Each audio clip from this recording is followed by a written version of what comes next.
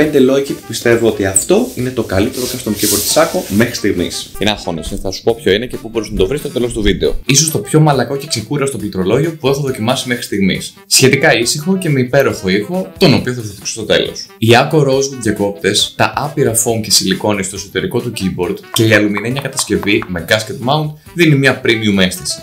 Το γεγονός ότι μπορώ να έχω πρόσβαση στο εσωτερικό του keyboard μου σε δευτερόλεπτα χωρίς να πιάσω κατσαβίδι είναι ό,τι καλύτερο. Όχι μόνο είναι πανεύκολο να το καθαρίσεις, αλλά σε προτρέπει το να το ανοίξεις, να αφαιρέσεις foam, να κάνεις mods και να δεις πώς επηρεάζεται η αίσθηση αλλά και ο ήχος. Ασύρματη σύνδεση σε πολλαπλές συσκευές Mac και Windows με Bluetooth ή 2,4 GHz.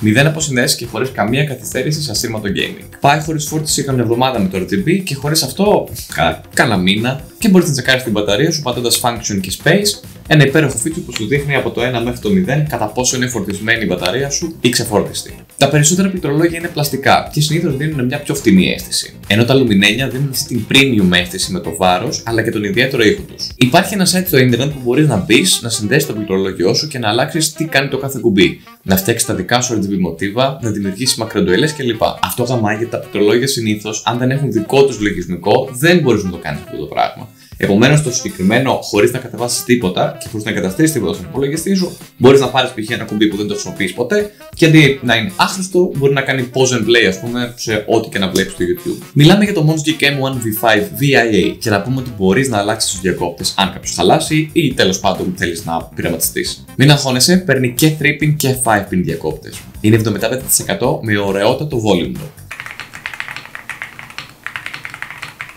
Θα το βρεις στο link στην περιγραφή μου και αυτή ήταν η